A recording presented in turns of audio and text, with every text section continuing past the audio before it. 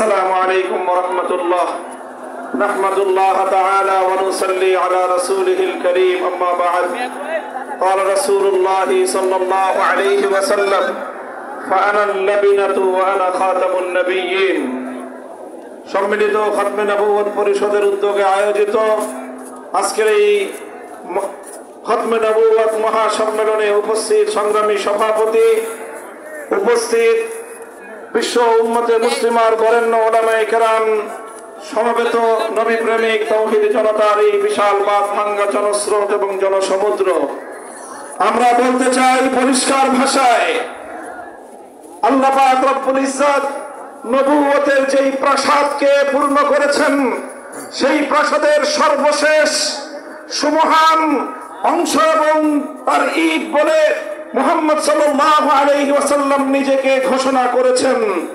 আল্লাহর নবীর পরে ইসলামের নবুয়তের এই সুমহান প্রাসাদে অন্য কেউ যদি নবুয়তের পরিচয় দিতে চায়, সে নবুয়তের এই সুমহান রাজপ্রাসাদের আবর্জনা ময়লা বলে বিবেচিত হবে।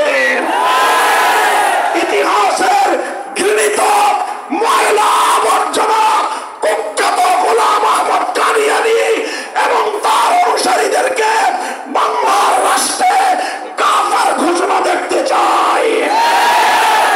পরিষ্কার বলছি, আমরা 2013 সালের নবী প্রেমিক তাওহীদি জনতার শাপলা চত্বরের রক্তের উপর 24-এর যে বিপ্লব প্রতিষ্ঠিত হয়েছে, সেই বিপ্লব পরবর্তী বাংলার মাটিতে কাদিয়ানীর অমুসলিম ঘোষণা হতেই হবে, হতেই হবে।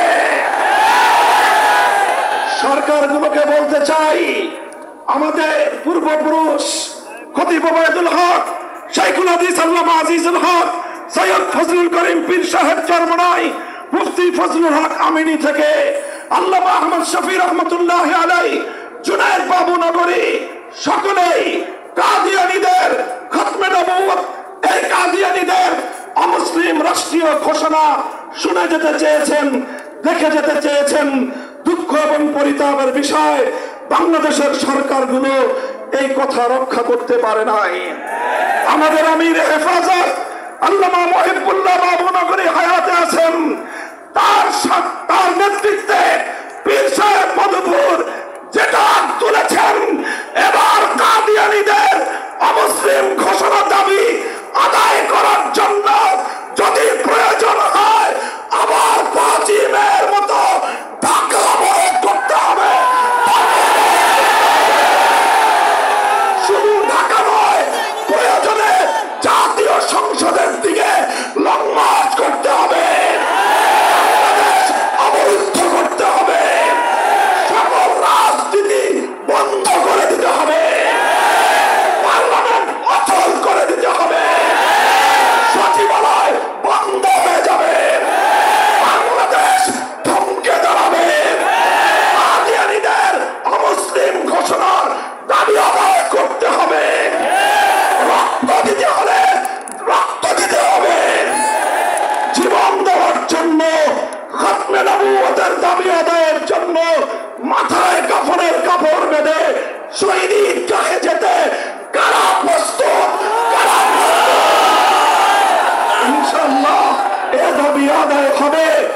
আর যদি সরকারগুলো দাবি আদায় করতে ব্যর্থ হয়, আগামী দিনে আমরা পার্লামেন্ট গঠন করব, আমরা ক্ষমতায় যাব, আমরা কাদিয়ানীদেরকে জাতীয় সংসদে আইন পাস করে কাফের ঘোষণা করব, অমুসলিম ঘোষণা করব ইনশাআল্লাহ। নাসরুম মিনাল্লাহি ওয়া ফাতহুন করিম।